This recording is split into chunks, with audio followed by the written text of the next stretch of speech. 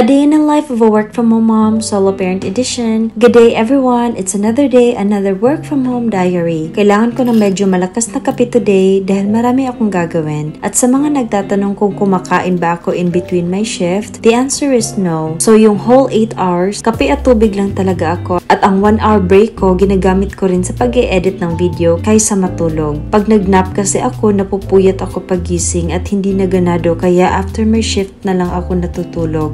Very seldom lang ako nagsasnacks talaga. Siguro 5 times a month but not a heavy meal. Kinaumagahan ay pumasok na naman si Cookie sa kwarto ko at kinagawian na talaga niya yan pagising niya. Gumawa lang ako ng pancake for breakfast ni Jeff na saktong-sakto lang talaga sa kanya with Nutella kasi yun talaga yung paborito niyang i-pair sa pancake. Then natulog ng 3 hours until 12 noon.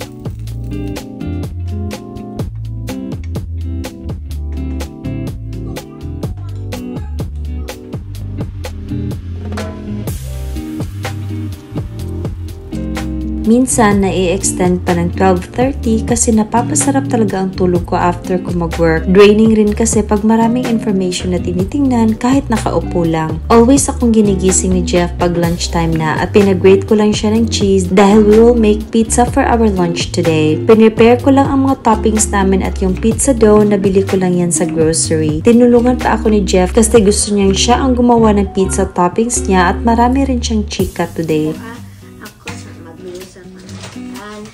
Gusto ko nga rin tong ganito na may activity kami together sa bahay at yun ang pagluluto. Spread it all over. Spread it all over.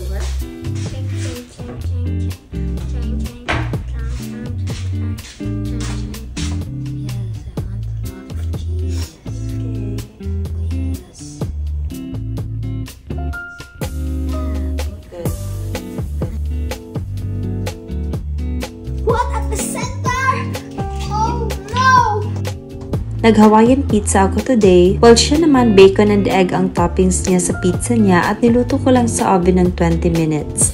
Pagkaluto niya ay sinerve ko na lang together with our drinks.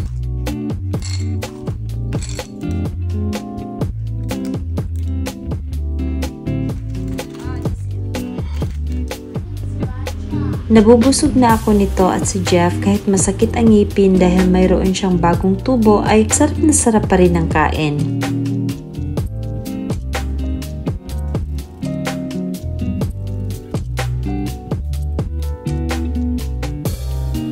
Nauna pa nga siyang maubos ang pagkain niya kesa sa akin. Nung hapon na ay naglinis lang ako ng konti at nag-cut sa nails niya kasi medyo mahaba na rin at hindi pa siya marunong kaya ako na lang gumawa. Tuturuan ko na lang siya mag-cut ng nails pag medyo malaki na siya. Nag-unbox rin ako ng parcels na na-receive ko today at I got a mini cooking pot na ang cute rin at saka cooling rack.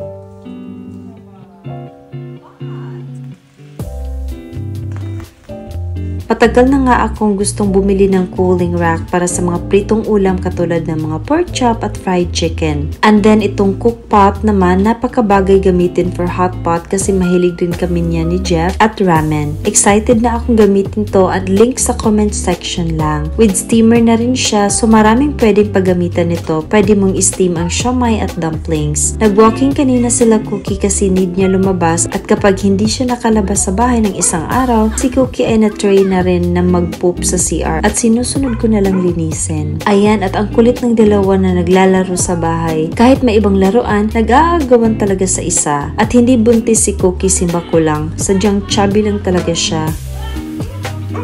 Nag-prepare lang ako ng dinner at gagawa ako today ng pork pochero. I just prepared the ingredients.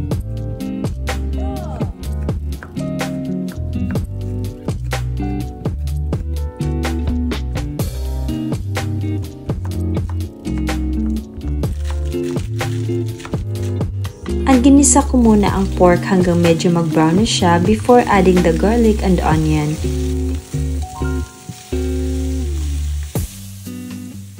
Hinalo-halo ko lang at nilagay ang kamatis hanggang lumambot and added patis. Naglagay rin ako ng tubig at pinakuluan ang pork hanggang sa lumambot siya. And then, pinrito ko lang ang saging at carrots na isasahog ko rin sa pochero. Nung medyo mag-brown na siya ay hinalo ko na lang at nilagyan ko ng tomato sauce at saka konting brown sugar pambalanse ng lasa. And then, I added the remaining ingredients na string beans at repolyo. Pinakuluan ko lang ito hanggang sa lumambot na rin ang carrots, then I just served our dinner. Nagprito rin ako ng bulad na danggit kasi masarap rin itong iside dish at saka binigyan ako ng kinilaw na isda ng kapatid ko kaya medyo marami akong side dishes ngayon. Marami akong niluto today para bukas may extra pa akong ulam at buti na lang na okay na ang kusina at chinek na siya kaya nakapagluto na rin ako ulit. And next time na lang ako gagawa ng a day in a life ni Cookie kasi iniisip ko paano ko gagawin yun ay palagi lang naman siya naglalaro, natutulog at kumakain sa bahay. Buhay prinsesa man yan.